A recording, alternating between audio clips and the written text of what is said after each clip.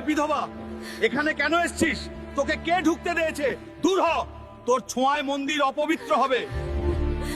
যে বিধবা মহিলাকে অপবিত্র বলে মন্দির থেকে তাড়িয়ে দেওয়া হয়েছিল, সেই রাতে জগন্নাথ নিজে তার ঘরে গিয়েছিলেন। পুরীর জগন্নাথ মন্দিরের কাছেই থাকতেন এক বিধবা মহিলা। তার নাম ছিল কমলা। গায়ে সাদা শাড়ি, মুখে ক্লান্তি, কিন্তু চোখে এক অদ্ভুত ভক্তি। এই পৃথিবীতে তার কেউ ছিল না, শুধু জগন্নাথই ছিল তার সব। প্রতিদিন সকালে সে দূর থেকে মন্দিরের দিকে তাকিয়ে প্রণাম করত, কারণ সমাজ তাকে বলেছিল, তুই অপবিত্র, মন্দিরে ঢোকার অধিকার নেই। তবুও সে প্রতিদিন নিজের হাতে একটু করে ভাত রেঁধে বলতো, প্রভু, তুমি না এলেও আমি তোমার জন্যই রান্না করি। একদিন সে সাহস করে মন্দিরের সিঁড়িতে এসে দাঁড়ালো। তার হাতে ছিল এক বাটিতে গরম ভাত আর নুন। ভিড়ের মধ্যে এক পাণ্ডা তাকে দেখে চিৎকার করে উঠল, এই বিধবা, এখানে কেন এসেছিস? তোকে কে ঢুকতে দিয়েছে?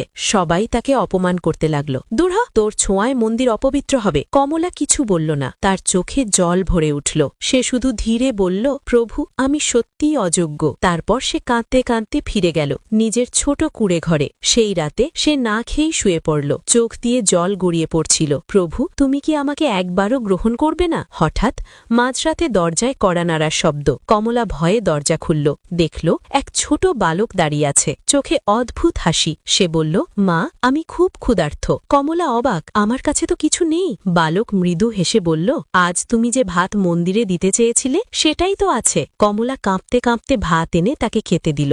বালক আনন্দে খেতে লাগল। খাওয়া শেষে সে বলল, মা, আজ তুমি আমাকে খাইয়েছ, আমি আবার আসব। কমলা কিছু বুঝে ওঠার আগেই বালকটি হঠাৎ অদৃশ্য হয়ে গেল। পরদিন ভোরে মন্দিরে হুলস্থুল পড়ে গেল। জগন্নাথের ঠোঁটে লেগে আছে ভাতের দানা, কিন্তু রাজভোগে কেউ হাতও দেয়নি। পুরোহিতরা অবাক, ভয় আর বিস্ময়ে কাঁপতে লাগলেন। ঠিক তখনই প্রধান পুরোহিত বললেন, আমি রাতে স্বপ্নে দেখেছি, প্রভু বলেছেন তিনি এক ভক্তের ঘরে ভাত খেয়েছেন। ভিড়ের মধ্যে একজন বলল, কাল তো এক বিধবা মহিলা ভাত নিয়ে এসেছিল।